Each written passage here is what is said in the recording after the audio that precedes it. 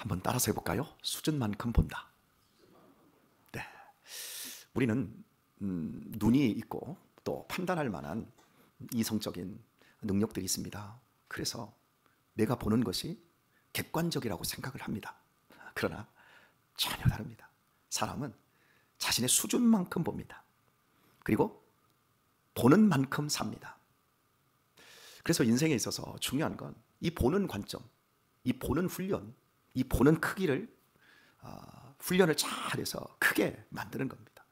똑같이 사업을 하는 사람, 장사하는 사람이 어떤 사람은 물건을 제대로 알아볼 줄 압니다.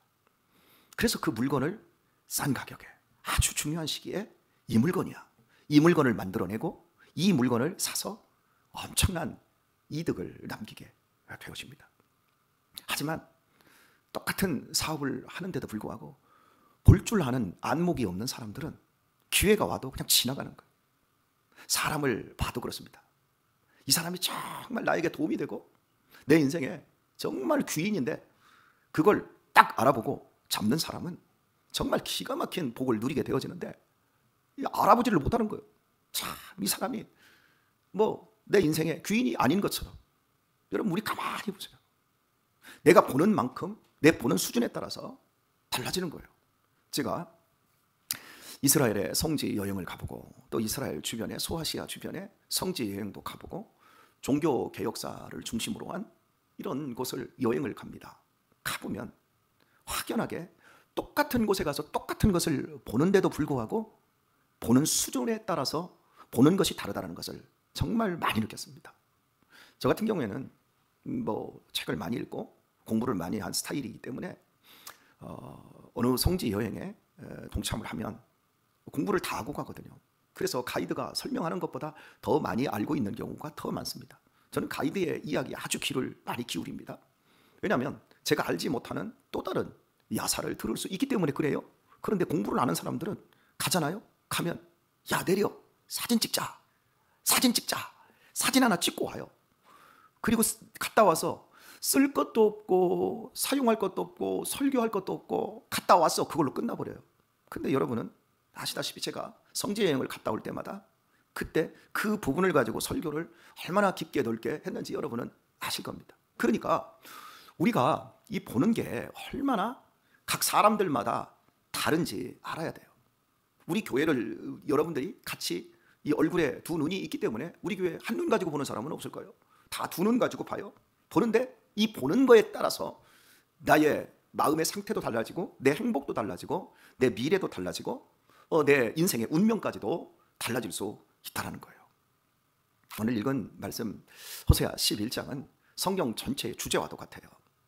이스라엘 백성들은 여전히 더럽고 추악합니다. 하나님께서 불러내셨고 안아주셨고 걸음마를 시켜주셨고 그들 앞에 떡을 두셨고 그들을 향한 사랑이 불이 붙습니다. 그런데도 이스라엘 백성들은 오기를 싫어합니다. 하나님이 싫어서 바알들, 여러 다른 주인들을 섬깁니다. 생각 같아서는 인간의 관점으로는 이 정도라면 그냥 버려버려야 됩니다. 포기해야 됩니다. 이런 사람이 나랑 교제하는 인간이라고 한다면 그냥 거침없이 버려야 됩니다. 106세를 살고 계시는 김영석 교수님께서 절대 당신 옆에 이런 사람은 두지 마라. 부정적인 사람, 걸핏하면 시비 거는 사람, 그런 사람은 절대 당신 옆에 두지 마라. 그런 사람은 당신을 망하게 하는 사람이다. 그냥 106세를 살고 보니까 인생에서 행한이, 인생에서 기가 막힌 게 보이는 거예요.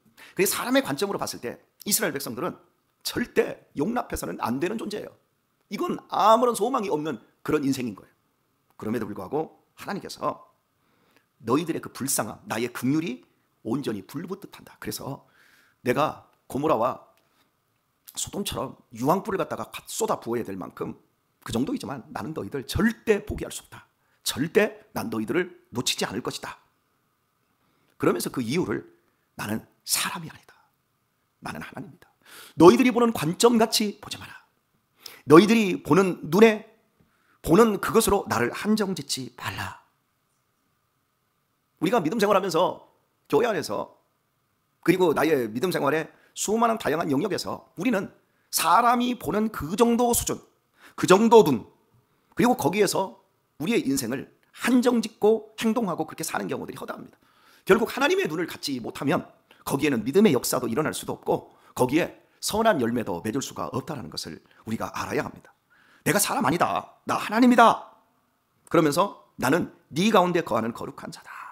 진노함으로 네게 임하지 아니할 것이다. 그러면서 도리어 사자처럼 소리를 발할 때 아수르 땅끝에서부터 애굽 남서쪽의 땅끝에서부터 하나님의 자손들이 막 떨며 오는데 마치 비둘기같이 새처럼 와서 각 집에 머물게 될 것이다. 이렇게 하나님은 말씀하고 있습니다. 자, 오늘은 히브리서 11장을 이제 결론을 내려고 제가 이렇게 여러분에게 말씀을 드리는 겁니다.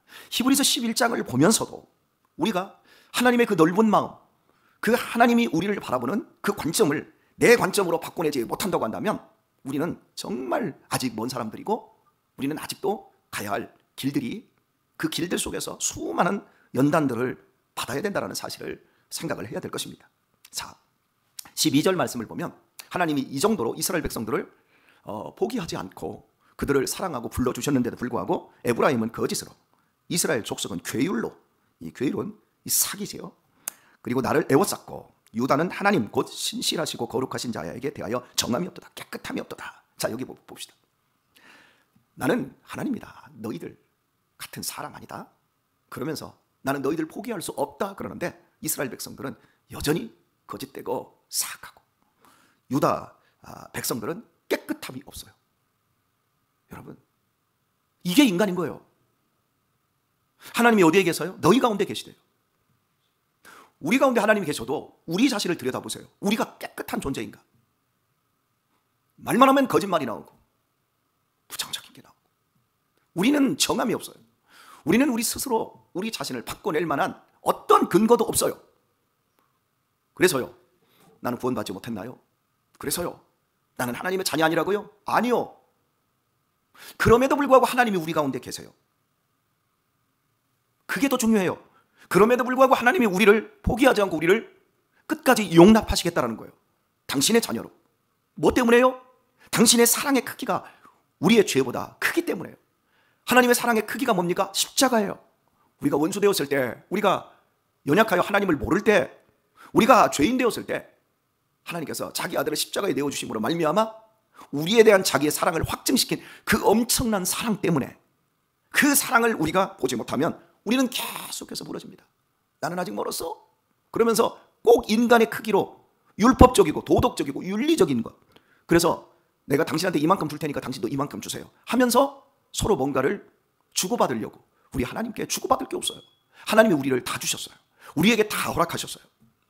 그 관점으로 우리의 인생을 변화시키지 않으면 우리의 인생은 한 발자국도 변화되지 않고 우리의 이 중심은 여전히 세상적인 사람하고 똑같은 그런 사람으로 존재하는 겁니다. 자, 여러분, 여기 이제 70이 넘으신 분들은 시집살이를 그도 제법 하셨어요. 우리 말만 하시면 이진남 권사님 시집살이가 혹독했다고 말씀을 참 많이 하십니다. 우리 신영종 권사님도 어머니 만만치 않은, 믿지 않는 어머니 만나셔서 참 힘든 세월을 사신 것도 우리도 많이 들었습니다만, 그리고 실제로 제가 그 어머니를 겪어봤을 때 힘드셨겠다, 그런 것들을 제가 느끼기도 했습니다. 자, 여러분, 결혼은 양쪽 집안이 비슷해야 좋지요. 그죠? 한쪽이 너무 잘 살거나 한쪽은 너무 못 살 삶 이렇게 하면 참 어렵습니다. 자, 가정입니다. 남자 집이 굉장히 부잣집이에요. 그 부잣집에 너무나 가난한 집에서 시집을 갔어요. 시집 갈 때 이불 한 채 해갈 수가 없고 수저 두 쪽만 가지고 시집을 갔어요. 갔더니 시아버지, 시어머니, 손위 옳게, 손아래 옳게, 아니 신우지, 죄송합니다. 손위 신우, 손아래 신우 하는 말마다 너 우리 집에 시집 올 때 네가 뭐 해온 거 있냐? 네가 뭐 가져온 거 있냐? 아니 왜 그렇게 시집살이를 시키는 거예요?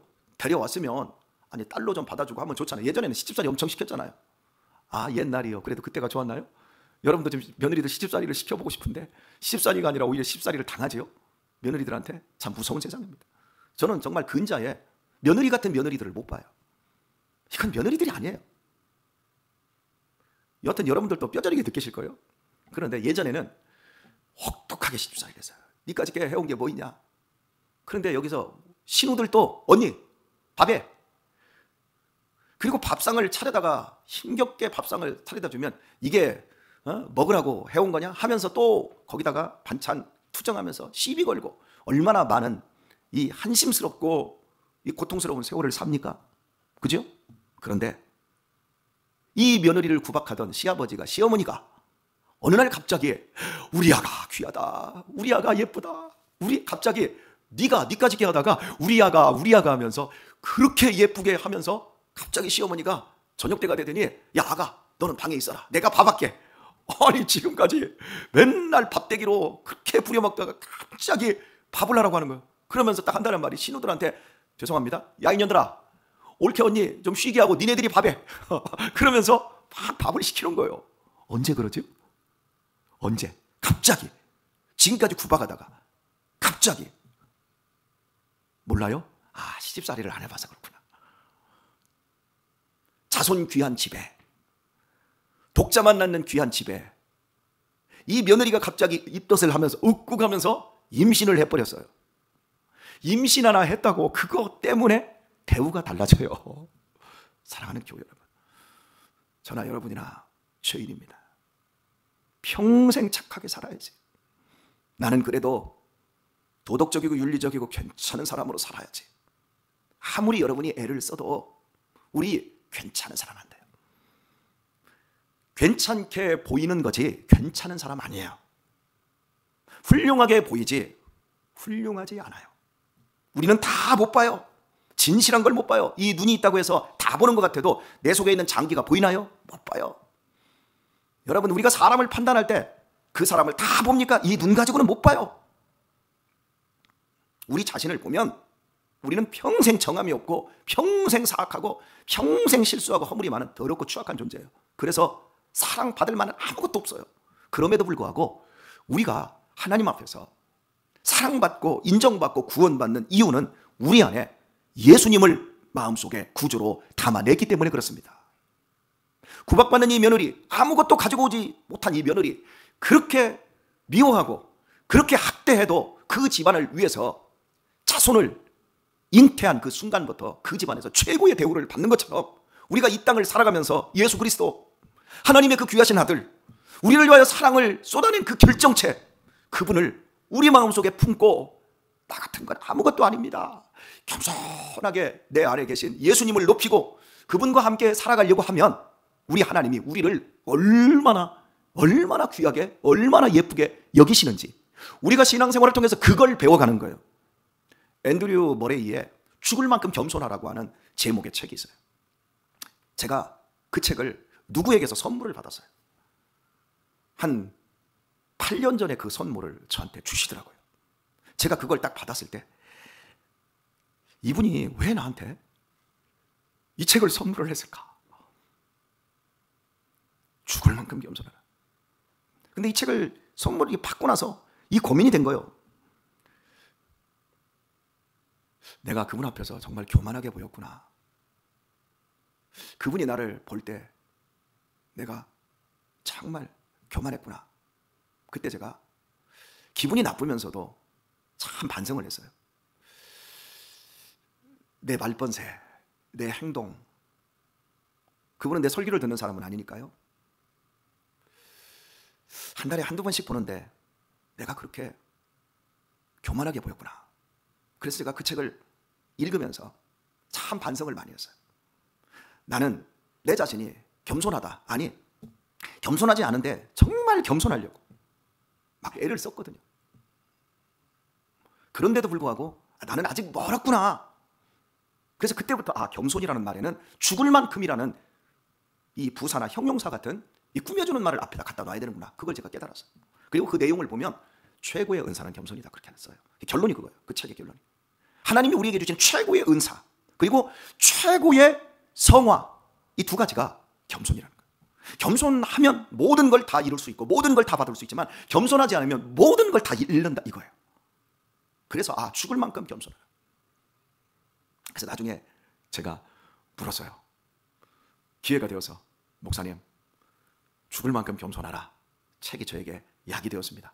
근데 목사님, 제가 그렇게 교만했나요? 그랬더니 그분이 의도는 없었는데 자기가 번역한 책이래. 그게 번역을 해서 저한테 귀에서 줬는데, 저하고 관계가 귀해서 자기가 번역을 해서 이제 책을 내놓고, 그래서 귀에서 저한테 보내줬는데, 목사님은 그렇게 받으셨군요. 그러면서 아이고 목사님 죄송합니다, 목사님 미안합니다 그러더라고요. 여러분, 우리는 혼자 다 소설 쓰는 거예요. 이 사람의 의도와는 상관없이. 그러니까 내가 보고 내가 느끼는 모든 판단하는 관점이 다 옳은 게 아니에요. 나는 하나님 앞에서 정말 아무짝에도 쓸모없어. 우리 목사님이 나 미워할 거야. 우리 목사님이 나에 대해서 한심하게 생각할 거야. 여러분, 이런 모든 것들, 내가 그 사람이 아니고요, 그 사람이 내가 아닌 이상 우리는 아무것도 바르게 보는 게 없어요. 이 세상에서 아무것도 바른 게 없지만 정말 영원히 변치 않는 진리, 저 우주에 굳게 선 그 사실은 뭐냐면, 하나님께서 아들을 믿는 자마다 영생을 주시기로, 당신의 아들을 삼기로 허락했다는 이 사실은 변함없는 우주에 굳게 선 기둥과 같은 진리인 줄 믿습니다. 오늘 우리가 이 새벽에 확인하고 내 자신을 거기에 올려놓아야 될 이 굉장히 중요한 근거인 거예요. 사랑하는 교회 여러분, 눈으로 다 못 봐요. 세상은 눈으로 봐야 됩니다. 눈으로 보는 세상입니다. 그러나 여러분, 우리가 눈으로만 보는 것이 아니라 우리는 믿음으로 봐야 합니다. 영적 세계는 믿음으로밖에 안 보입니다. 자, 오늘 말씀 맺도록 하겠습니다. 우리 어머니가 저에 대해서 참 잔소리를 많이 하셨는데, 그 잔소리를 제가 믿음으로 받았다고 한다면 저는 굉장히 좋았을 거예요. 제가 우리 자녀들에게 참 잔소리 많이 합니다. 근데 자녀들이 이 아버지의 말을 믿음으로 받을 수 있다고 한다면, 아버지가 자기들을 얼마나 사랑하는지, 아버지가 얼마나 자기들을 아끼는지, 이걸 나중에 볼 수 있거든요. 그런데 믿음으로 안 받아요. 그러니까 싫은 거예요. 그냥 잔소리가 되는 거예요. 오늘 우리의 믿음 생활에 있어서 그 믿음 생활의 질을 결정하는 것은요, 내가 지금 보는 게 전부가 아니고 내가 믿는 것이 오히려 전부일 수 있다는 거예요. 그런데 내가 어떤 걸 믿습니까? 하나님의 말씀을 믿습니까? 내 느낌을 믿습니까? 내 교만함을 믿습니까? 내 판단, 내 합리적인 판단이 이건 진리야라고 믿습니까? 아니면 나는 하나님의 말씀을 믿는 것, 그것이 진리야, 이것을 내가 믿습니까? 하나님이 우리를 사랑하십니다. 조금도 교만하지 마십시다. 하나님이 우리를 영원토록 버리지 않습니다. 우리가 믿고 의지해야 될 것은 바로 이겁니다. 그리고 하나님이 모든 상황에서 합력하여 선을 이루고 계십니다. 그 하나님 앞에서 우리 죽을 만큼 겸손하십시다. 우리 죽어도 좋을 만큼 겸손하십시다. 저는 겸손 안 해서 미치겠어요, 아직도. 그래서 죽을 만큼 겸손하려고 애를 쓰는데도 여러분이 보시기에 아직 멀었을 거예요. 그러나 하나님은 저를 사랑하세요. 여러분 각자도 마음에 안 드는 부분이 본인에게 느껴질 겁니다. 여러분 자신에 대해서 느껴질 겁니다. 그래도 여러분이 마음에 안 든다 할지라도 하나님은 여러분을 너무 사랑하십니다. 절대 포기하지 않는 그 사랑으로, 얘야, 나는 너와 같지 않고 나는 하나님이다. 하나님의 그 놀라운 관점으로 오늘도 이 새벽에 기도하시고, 오늘도 그 관점으로 더 성숙하시고, 그 관점으로 오늘도 이겨낼 수 없는 걸 이기시고, 오늘도 그 관점으로 사랑할 수 없는 걸 사랑하시고, 그 관점으로 헤쳐나갈 수 없는 것을 헤쳐나가시고, 그 하나님의 관점으로 여러분의 인생을 더 복되게 만드는 이 하루가 될 수 있게 예수님의 이름으로 축원합니다.